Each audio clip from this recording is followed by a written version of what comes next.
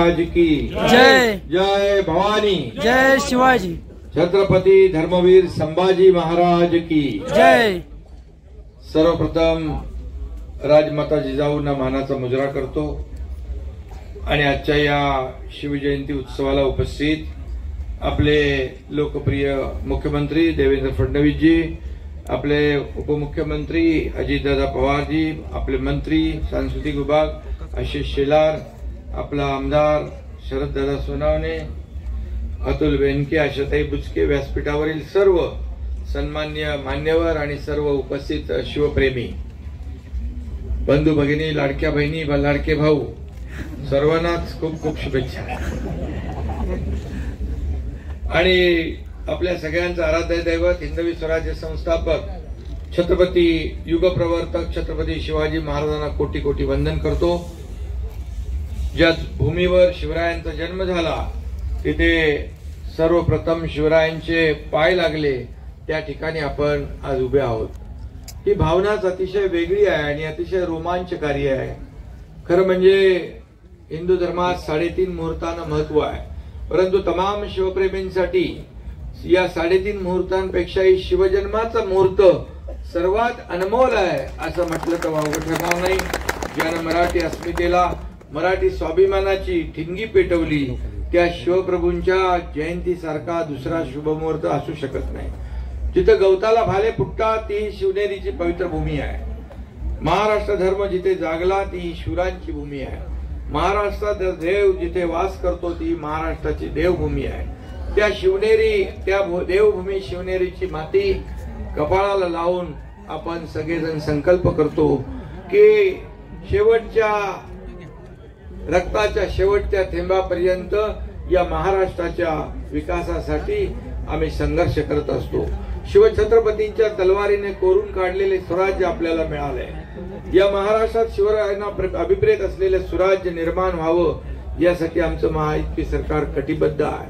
आमचे सर्व सहकारी, आमची सर्व टीम आजवर कल्याणकारी राज्यासाठी प्रयत्न केले आणि यापुढे प्रयत्न करत राहतील असा विश्वास या ठिकाणी व्यक्त करतो। शिवाजी महाराजांच्या या गड किल्ल्यावर जेव्हा जेव्हा आम्ही कधी येतो तेव्हा तेव्हा एक वेगळी ऊर्जा मिळते, प्रेरणा मिळते। शिवरायांचे किल्ले फक्त आपल्याला पाहायला आवडत नाहीत, आवडतात असं नाही, तर ते शिवरायांचा आणि मावळ्यांचा पराक्रमाचे साक्षीदार आहेत। देशात आणि विदेशातही या गडकोट किल्ल्यांची लोकप्रियता आहे। छत्रपतींचा जन्म झाला तो हा शिवनेरी, स्वराज्याची राजधानी रायगड, अनेक गडकिल्ले हे आपले प्रेरणास्थान आहे। हे किल्ले दगड मातीचे असले तरी त्यांच्यात शिवरायांनी आणि त्यांच्या हजारो मावळ्यांनी प्राण फुंकले आहेत। हे गड किल्ले एक इंजिनिअरिंग मार्वल आहे।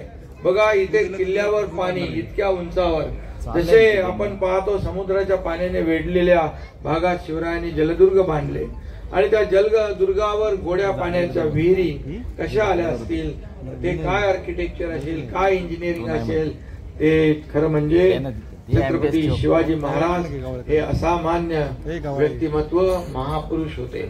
आणि म्हणूनच आपल्या महाराष्ट्रातल्या 11 किल्ल्यांचा प्रस्ताव युनेस्कोकडे गेला वर्ल्ड हेरिटेजसाठी, त्यात आपला शिवनेरी किल्ला सुद्धा आहे। हे देखील आपलं भाग्य आहे। आज तरुणांसमोर वेगवेगळे आदर्श आहेत, पण काळ किती पुढे गेला तरी, किती तंत्रज्ञानाच्या बाता मारल्या तरी शिवाजी महाराजांसारखा आदर्श दुसरा कुठला असू शकत नाही। आणि म्हणून यशवंत, कीर्तिवंत, सामर्थ्यवंत असा आमचा जाणता राजा आहे। आपली महान संस्कृती आणि इतिहासाचा आपल्याला अभिमान आहे। त्यासाठी आम्ही गडकोट किल्ले, जुनी मंदिरे जतन आणि संवर्धन सुरू केले आणि म्हणून त्या ठिकाणी येणाऱ्या शिवभक्तांना, पर्यटकांना सुविधा मिळाल्या पाहिजे यासाठी पर्यटनाला देखील उद्योगाचा दर्जा दिलाय। या ठिकाणी आशिष शेलार आहेत आणि आशिष शेलार आहेत, मी कालच उद्योग मंत्री आणि पर्यटन मंत्र्यांना सांगितलं की आपली एक टीम तयार करा आणि एक गडकोट किल्ल्याचं सर्किट तयार करा आणि सर्व सुविधा त्या ठिकाणी द्या। आणि म्हणून मुख्यमंत्री महोदय देखील त्या बाबतीत बोलतील। आणि म्हणून छत्रपती शिवाजी महाराजांनी 18 पकड जातीचे आणि धर्माचे लोक एकत्र आणले। त्यांनी स्वराज्यात त्यांना वेगवेगळी जबाबदारी दिली आणि आमच्या महायुती सरकारने देखील शिवरायांचा सर्व समावेशक राज्य कारभाराचा विचार समोर ठेवून कारभार केला। 2.5 वर्षाचा कारभारही आपण पाहिला। सर्वसामान्य लोकांच्या जीवनामध्ये आदर्श निर्माण करण्याचं काम त्याचा जीवनामध्ये बदल घडवण्याचं काम केलं. आणि आता तेव्हा मी मुख्यमंत्री होतो, आता देवेंद्रजी मुख्यमंत्री आहेत आणि आम्ही टीम म्हणून या राज्याचा विकास करू, या सर्व गडकोट किल्ल्यांचा विकास करू. शिवरायांची राजनीती, न्यायनिवाडा, परराष्ट्र धोरण, आरमार उभारणी, युद्ध नीती याची माहिती देणारी आज्ञापत्रे आपल्याकडे आहेत. आणि म्हणून स्वराज्याची निर्मिती करताना राजांनी पर्यावरणाचं रक्षण देखील केलं. आपल्या नौदलाच्या ध्वजावर सुद्धा शिवरायांची प्रतीका आहेत. शिवरायांची आरमारी ताकद ही नौदलासाठी प्रेरणादायी आहे. आणि काही दिवसापूर्वी आदरणीय प्रधानमंत्री महोदयांनी मुंबईत 3 युद्धनौकांचं राष्ट्रार्पण केलं.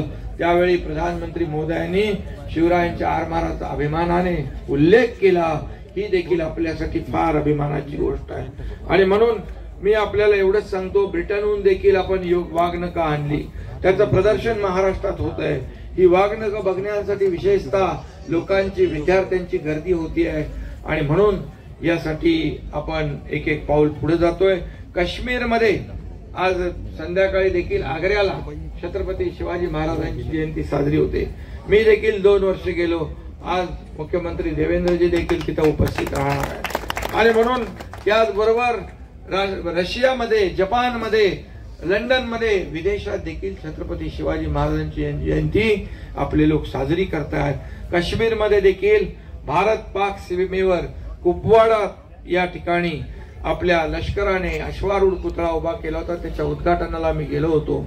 आणि त्या पुतळ्याच्या तलवारीचं टोक पाकिस्तानकडे होतं. म्हणजे पाकिस्तानने देखील हिंदुस्थानकडे डोळे वटारून पाहण्याची हिंमत करू नये असा एक संकल्प आणि संकल्पना त्यामध्ये होती. आणि म्हणून मगाशी तुम्ही सगळे निवेदन दिलेले आहेत. मुख्यमंत्र्यांनी सांगितले, अजितदादांनी सांगितले, सगळी तुमची कामं इथं होतील, कमी काही पडणार नाही. कारण ही शिवनेरी आहे, इथं कुठेही काही कमी पडता कामा नये. ही शासनाची जबाबदारी आहे. आणि म्हणून या महाराष्ट्रामध्ये या ठिकाणी एक सर्वसामान्यांचं सरकार, एक सुवर्णयुग आल्याशिवाय राहणार नाही. शेवटी या पवित्र भूमीला स्मरून एवढंच सांगतो, गड किल्ल्यांचा इतिहास आमचा, लढवयांची आहे भूमी ही, अभिमानाने आम्ही सांगतो. छत्रपतींची जन्मभूमी ही, स्वराज्याची मुहूर्तमेढ तू रोवलीस या मातीमध्ये, आनंद जन्मे गरजत राहशील, तुझ्या कीर्तीची यशोभूमी ही. जय हिंद, जय महाराष्ट्र. धन्यवाद.